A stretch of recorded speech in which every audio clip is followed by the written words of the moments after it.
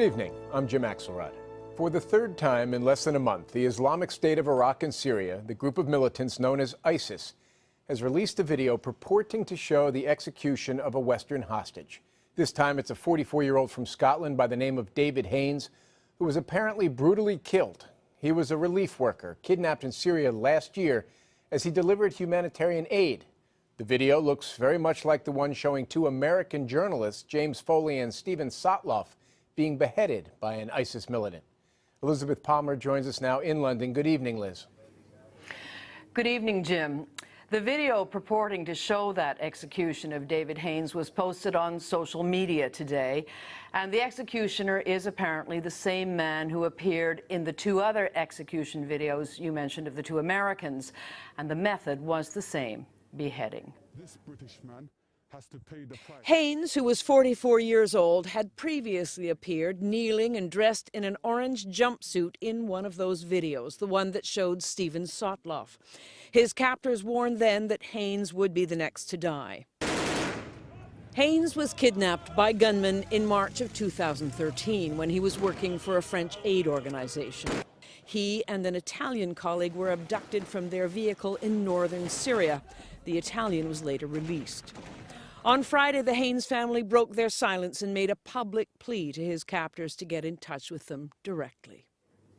Almost immediately, Britain's Prime Minister David Cameron tweeted that Haines's murder was an act of pure evil. Jim? Elizabeth Palmer in our London newsroom. Liz, thank you. Oscar Pistorius is set to be sentenced 1 month from today, following his conviction yesterday on a charge of culpable homicide in the shooting death of his girlfriend. Our Deborah Pata has been following the case of the South African amputee sprinter known as the Blade Runner from the beginning, and tonight files this reporter's notebook. At first it seemed unthinkable. South Africa's golden boy, the athletic superstar who had turned disadvantage into advantage, on trial for murder. Two very different images emerged. Oscar, the tragic hero who killed his girlfriend Riva Steenkamp by mistake after thinking she was an intruder. And Oscar, the gun-obsessed man who killed his girlfriend in a murderous fit of rage. Fundamentally different versions, but both speak to sad South African realities. Oscar's story resonates with the fear of violent crime in this country, and the prosecution's argument speaks to the unacceptably high rate of domestic violence in South Africa. Sitting in the courtroom is one thing, but we managed to get a rare glimpse inside Pistorius' home where the actual shooting took place. Gun in hand, Oscar made his way down this narrow corridor connecting his bedroom to the bathroom. It's a surprisingly long walk. Imagine even more so in complete darkness when all this happened 18 months ago. He then turned the corner and told the court he shouted to Riva to call the police before firing 4 shots through his locked bathroom door. That was the story Pistorius always insisted on. And it's hard to forget him sobbing and retching his way through his testimony as he retold the story from the witness stand. But it was here that he came undone under the merciless cross-examination of prosecutor Harry Nell. You killed Riva Steenkamp, that's what you did. She wasn't breathing. Also watching, Pistorius' family unwavering in their support. And on the other side of the courtroom, Riva Steenkamp's mother, June, her daughter's voice so often forgotten in this trial. In the end, the judge bought Pistorius' story and found him guilty on a lesser charge of manslaughter. Reaction was swift and brutal. Forensic scientist Dr. David Klatzo said he was astounded by the judge's decision and believed she had misinterpreted the law. I think the findings are so disproportionately different from what I expected that I can only continue to express extreme amazement. Perhaps amazement is the word that best sums up this trial. First, there was the incredible story of Pistorius' courageous fight to overcome his extreme disability. And then once again, Pistorius defied the odds and escaped a murder conviction. Deborah Patter, CBS News, Johannesburg, South Africa. The militant group ISIS announced the execution of David Haines this evening in a way that's become all too familiar, an online video. Juliana Goldman has more on the group's online campaign and the battle to foil it. Minutes before ISIS released video they say shows the murder of British hostage David Haines, the group's followers on Twitter started teasing a forthcoming message to Britain. Once the video surfaced, followers including this self-proclaimed jihadist were promoting it with the hashtag Message to Allies of USA and posting links to YouTube. Social media sites around the world have been trying to crack down on postings from radical jihadists. At one point, ISIS followers fled to a Russian Facebook competitor, VK.com. But this week, that site also started blocking ISIS activity. So instead of displaying this official ISIS page, followers now get an error message. It's a game of digital whack-a-mole. As soon as one is shut down, another pops up under a new account or on a different site. This ISIS supporter boasted, "Back in Twitter after account got suspended again." ISIS has exploited social media to recruit new fighters and spread its violent ideology. Recent Twitter postings show a young jihadi boy with a knife and this masked baby in a teddy bear jacket flanked by weapons. That account has now been suspended. And then there's the Twitter account Jihad Matchmaker. It says it wants to link up those seeking marriage in Syria. The State Department is fighting back. Over the last few months, it has ramped up efforts to combat the extremists' messaging, in part by creating Twitter and YouTube accounts of its own. This video is called Welcome to the Islamic State Land. Spokesperson Marie Harf. Can you call those efforts a success? We can't do it all ourselves, nor should we. So there really needs to be a concerted effort for religious leaders, other people in the region, and they have already, but to continue to speak out and reject this ideology. Jim, we saw the video's release unfolding in real time today. Once we got word of a supposed new video, we searched for mentions on that Jihad Matchmaker account page and clicked on one of the profiles. That user had been teasing the video and posted it minutes later, bragging that it was up on YouTube. Now to northeastern Pennsylvania, where 2 state troopers were ambushed late last night outside their barracks. As Christine Johnson reports, one trooper was killed, another is fighting for his life, and whoever did it is on the loose. Road closures and a massive manhunt continue in Blooming Grove, Pennsylvania. Police from across the region, including New York and New Jersey, are here looking for the shooter. State Police Commissioner Frank Noonan says the gunman targeted law enforcement. The 2 state troopers were fired upon during a shift change and had no chance to defend themselves. This attack was an ambush. It's a cowardly attack. It's an attack upon all of us in society and the people of Pennsylvania. A person of interest has been questioned, but otherwise police say they need the public's help. This is unbelievably heartbreaking to all of us. Both of them were young troopers with families. The only consolation that we have right now is they're all working so hard. We haven't had a chance really to deal with the emotions of this terrible act, but it is truly sad. Corporal Brian Dixon died at the scene. Trooper Alex Douglas was taken to a local hospital and is in critical but stable condition after surgery. No public curfews or lockdowns are in place, but police say residents should be on high alert. We have a very dangerous armed criminal. The Pennsylvania State Police and law enforcement in general will not rest till this individual is apprehended. A $20,000 reward is being offered for the arrest and conviction of whomever is responsible for this crime that has shaken this quiet community. Jim? Christine Johnson in Blooming Grove, Pennsylvania. Thank you. Southern California is suffering through a record-setting heat wave. Triple-digit temperatures are prompting health warnings, and they're certainly not helping firefighters who are now battling a 1,500-acre wildfire in Silverado Canyon, 50 miles southeast of Los Angeles. Terry Okita has the latest. A towering plume of smoke can be seen for miles as a canyon wildfire, now in its second day, burns through rugged terrain in the Cleveland National Forest. There are several homes in the area. Again, mandatory evacuations have been put in place. 30 homes remain evacuated, but none are currently threatened. With flames moving away from his Silverado Canyon neighborhood, Ron Shepston decided to stay and protect his home with a garden hose. I said, I'm not going, and they said, your choice, but they put a yellow ribbon just to show that they've been there and told me. Firefighters say they're making significant progress, aided by the lack of wind and several water and retardant dropping planes. But U.S. Forest Service Captain Jim Wilkins says it's still a tough battle. So as it gets into the thicker fuels, it's going to burn hotter, faster. The wildfire is also taking a toll on the more than 700 firefighters. 3 were hospitalized with heat exhaustion as temperatures reached 102 degrees. When you're wearing all your equipment, it's a pretty hot proposition. So heat injuries are something we're very concerned about. With the fire as a backdrop, Chris and Ashley Gerard's wedding at a nearby golf course went ahead, even if the I-do's were drowned out by a helicopter scooping up water. It was a little noisy, but it's okay.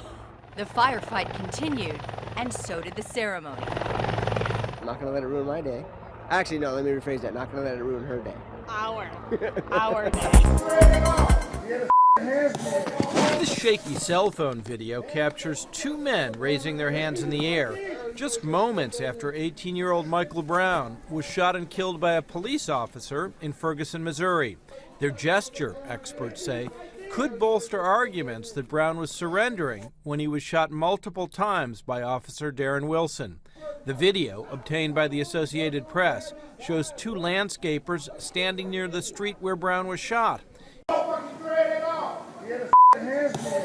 In the video, a man can be heard uttering a profanity and saying he had his hands in the air. The shooting spurred several days of sometimes violent protests in Ferguson. A state grand jury and the Justice Department are investigating, but a decision on whether Wilson will face charges is not expected until next month.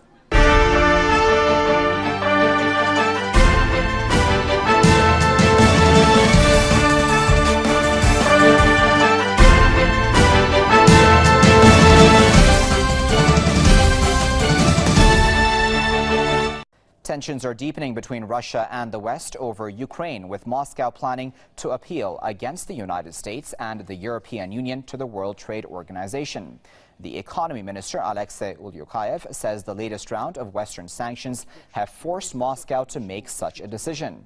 Meanwhile, the foreign ministry has, in a statement, lashed out at Washington over its policies, saying the U.S. has adopted a confrontational course towards Russia. According to the ministry, the U.S. has adopted another hostile measure by imposing new sanctions against Russia. The ministry says the imposition of counter-sanctions against the U.S. and the EU will not take long. Well, to discuss that further, I joined Marcus Papadopoulos, who is a publisher and editor of Politics First, and he's joining us live now via Skype from London. Sir, thanks very much for joining us here on Press TV.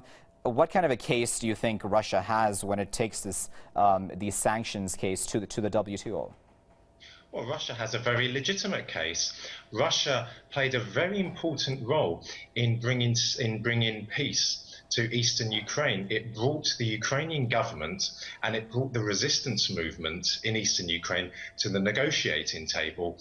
But for the West, it doesn't matter that Russia played a very important role in bringing peace to eastern Ukraine, because Russia is a resurgent country in 2014. And that is what the problem is for the West. For the West, principally the Americans, it's the fact that Russia is not weak today. Russia is not dependent on the Americans and the Europeans for loans and loans from the IMF. So whatever Russia does internationally, the Americans will always seek to try and isolate Russia internationally, and the sanctions are an integral part of that. Sanctions are one of the most formidable weapons in the West's arsenal. They've used them against Cuba, they've used them against Iran, and they're using them against Russia now. And the sanctions are all about bullying a country and a government which doesn't follow the line of the United States foreign policy into submission. And of course, Russia will not tolerate being bullied by the Americans, because Russia is an independent sovereign country which has every right to be pursuing its foreign policy objectives on the international arena. Indeed, and I wanted to speak about that, the fact that Russia is not a pushover country, so to speak, in the world. What kind of countermeasures can Russia take, and how much of an effect do you think realistically that will have on the Western world? Well, the sanctions the West, the Americans and the Europeans are placing on the Russian economy, they are going to harm the Russian economy. There's no question about that. But in turn, the Russians will also place sanctions, or it looks very much like the Russians will place sanctions on the American economy and the European economy. And that could have a very, very adverse effect on those economies. For example, Russia could look to limiting gas supplies to Europe, oil supplies to Europe, and that would put the European economies in a very, very dangerous situation, because of course Europe is starting to come out of the recession. Germany, for example, is dependent on 1/3 of its gas from Russia. So the Russian sanctions will harm the Europeans in particular, but also the Americans, just as much as the sanctions that the West is placing on Russia will harm the Russian economy. We just have under a minute left. How do you think this will then affect what many people are calling the split between the EU and the US over the policies towards Russia? Because obviously the EU will be much more adversely affected by any Russian countermeasures. Well, Europe is, in my opinion, reluctantly going along with these sanctions. They're being pushed into these sanctions by the Americans. But the brutal reality is that Europe is a strategic ally of the Americans. And when push comes to shove, strategic allies, they do stick together. So publicly, of course, the Europeans will say that we want to place these sanctions on Russia. But privately, there will be a lot of concern. But there's not going to be any change, because as I just said, when push comes to shove, allies will always stick together. And the Americans do have a very strong political and economic and military hold over Europe. Okay, we'll leave it there on that note. But of course, we do appreciate you speaking to us. That was Mr. Marcus Papadopoulos speaking to us live from London.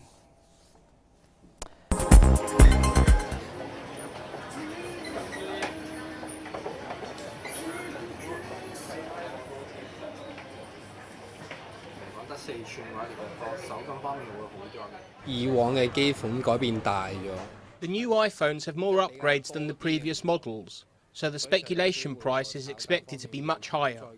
Most of the customers are pre-ordering the smallest 16GB version or biggest 128GB version. We are expecting the iPhone 6 16GB version can go up to around 12,000 or 13,000 Hong Kong dollars. And the 6 Plus 128GB version can sell up to 20,000 Hong Kong dollars.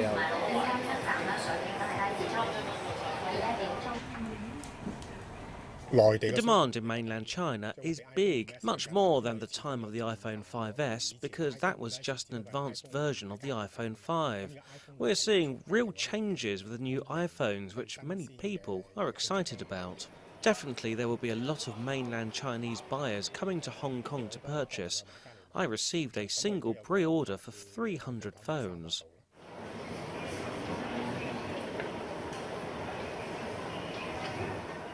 Staying in Dushanbe, which serves as the first leg of President Xi's state visit to 4 countries. Energy was at the top of the agenda for President Xi and his Tajikistan counterpart Emomali Rahmon.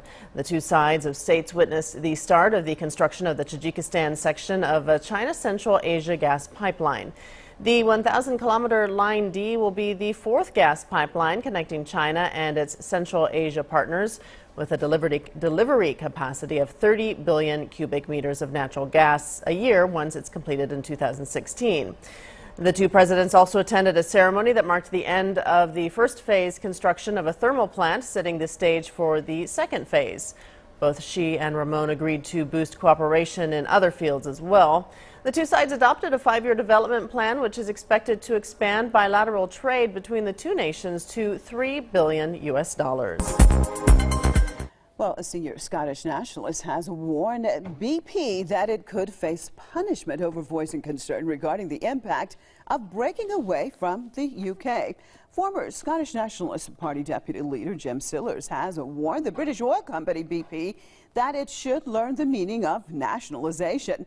Jim Sillars says that BP could face nationalization, as it has happened in other countries, in case of a yes vote on September the 18th.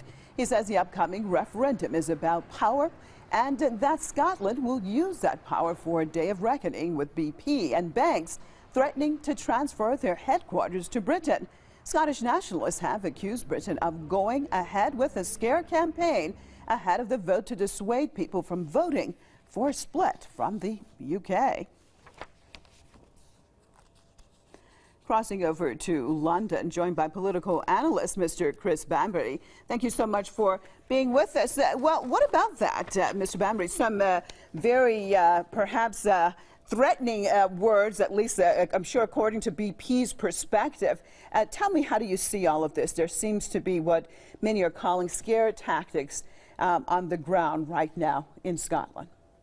Well, it's not just scare tactics, this is quite orchestrated. We had supermarket bosses across Britain coming to a meeting with Prime Minister David Cameron and then leaving that meeting to announce that if Scotland had decided to vote yes, it would face increased food prices. We've had Deutsche Bank threatening that Scottish independence will lead to a 1930s-style Great Recession for everyone across the globe. We've had the big banks saying that they would draw jobs and their investment from Scotland. And of course, BP makes millions of pounds in Scotland from North Sea oil, threatening retribution in Scotland as well. And I have to say, this is clearly corporate Britain riding to the rescue, and indeed multinational Britain riding to the rescue of the British government in trying to secure a no vote in a referendum which is hanging by a thread. Yes, it's right up there, and every opinion poll shows that it's too close to call. And we are seeing real dirty tricks. It's just, I think, a reminder about how the elite in Britain and elsewhere, and how the corporations in Britain and elsewhere react if they feel threatened in any way. And a diminution of British power, which is how they see Scotland breaking away, is something they want to avoid. Britain is a key American ally. It supports Israel. The Scottish government has criticised Israel over the war. And of course, corporate Britain is tied to the British state by 1,000 golden threads. They do not want a diminution of British power. And that is what the British ruling circles fear. The loss of Trident missiles, Britain's nuclear fleet, which is stationed in Scotland, which will follow independence, the weakening of Britain's military power, all of this is something they dread. But I have to say, I mean, you mentioned Jim Sellers' words. I think today he pointed out in relation to Deutsche Bank that their warning of the havoc Scottish independence would cause. These were the people who caused the financial crash of 2008, which went 1 million out of 5 million Scots live in poverty. We paid a price for that. Now, these people have the temerity to come and tell us how to vote in defiance of democracy. And I think it shows how the limits of democracy for these people. 1 minute. Can London allow actually this yes vote to take place, if it was to take place? I mean, do you think that there's possible sabotage that would be done? Can they afford to allow this to happen? Well, this is essentially sabotage. This is their corporate friends and the banks and high finance and business warning Scots of all things. I'm not sure how it's going to play. Scottish voters are getting fed up being bullied in this way. I think what will follow is we're going to see a lot of dirty tricks if it's a no vote in the 16-month negotiating period before the creation of a Scottish state. And I think we'll see the British state and the British elite using everything they can to try and further bully the Scots and intimidate them in that negotiating time in order to try and secure the best possible divorce. I don't think they can quite stop Scotland leaving, but I think they will do everything they can, firstly to win this referendum, and secondly to ensure that if Scotland does vote yes, they'll make it as difficult as possible to separate. Thank you so much for being with us out of London. Political analyst, Mr. Chris Bambury. Thank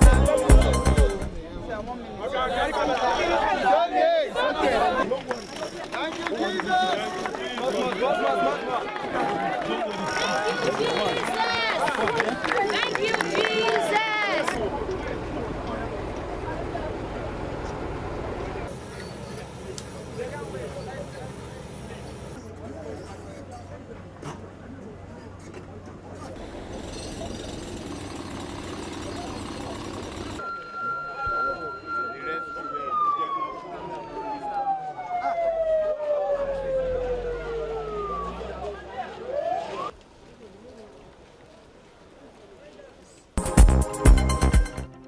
Hello and welcome to Press TV's Top 5. I'm Marzieh Hashemi. Thanks so much for being with us.